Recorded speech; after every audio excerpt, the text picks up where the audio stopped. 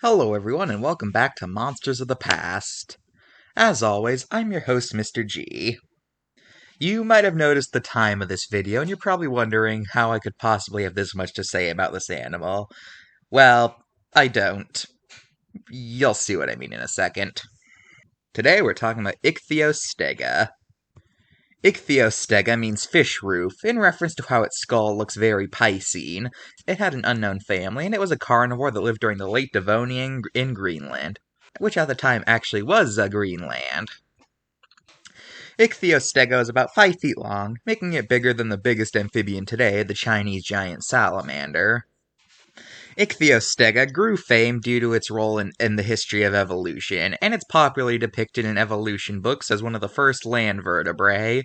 Although recently, scientists realized that it wasn't that good at walking on land, and instead of walking like a salamander like previously thought, it actually dragged itself around on the ground like a seal, although it still could go on land, and it still was a pretty important animal, all things considered. You know, on the topic of evolution, since we only have 3 more videos, and I don't think I'll ever get another chance to talk about that, how about I give y'all a brief overview on evolution? Just a nice, quick, simplified look at evolution. Does that sound good? Does that sound like something that would be fun?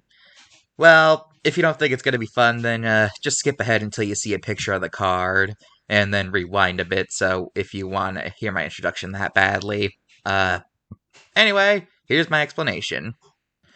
It all started back during the Precambrian, when all life was just single-celled microscopic animals. Many eons later, the Cambrian explosion happened, which is when life started to really diversify, especially invertebrate. And around the same time, there also came the first fish, although they were borderline unrecognizable as fish and looked more like weird slug things. As time went on, fish started to diversify even more, and around the same time, the first land plants started to evolve. Then, during the Devonian, pretty much all fish groups had evolved at this point, and the first vertebrae started to slowly make their way towards the land, until finally, during the late Devonian, vertebrates really started to get the hang of it. Although, they still had to return to the water to breed. Later on, though, reptiles evolved, which were fully adapted for life on land, with the only reason they'd have to go to the water was to drink it. During the Permian, reptiles started to develop some interesting features that we'll get back to later. After the Permian mass extinction, reptiles started to take weird forms that I talked about a few videos back. Eventually, some of these reptiles evolved into the dinosaurs, while other reptiles evolved things like hair, milk glands, and a warm-blooded system. As you can imagine, those reptiles ended up becoming the mammals. Then, during the Jurassic, some of the dinosaurs started to diversify more and became what we know as birds, while the mammals started to really become themselves around this same time. After the KPG extinction, it was finally the mammals' turn to take new forms.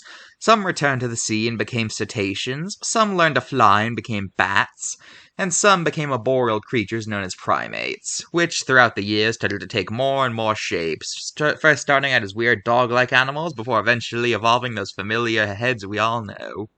Then in Africa, a few million years ago, those same primates started to walk upright and they learned how to use tools more properly. And they started to look and they started to rely less on trees.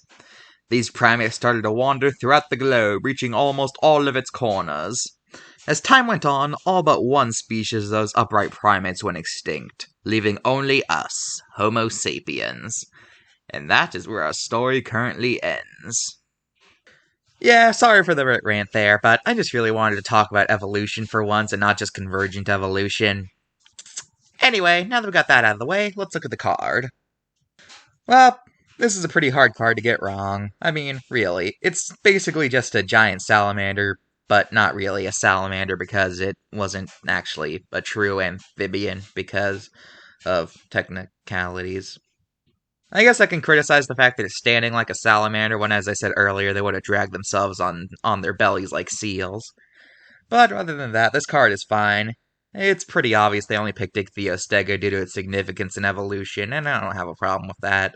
So, 9 out of 10, I guess. Now, as I said earlier, Ichthyostega is basically in every evolution chart, but let's look at some appearances that aren't directly based on evolution. An Ichthyostega appears in the beginning of the Minions movie, of all places. An Ichthyostega appears in the beginning of one of the Land Before Time movies, where it's one of the few creatures that's actually placed in the right time period, since this is a flashback to the late Devonian.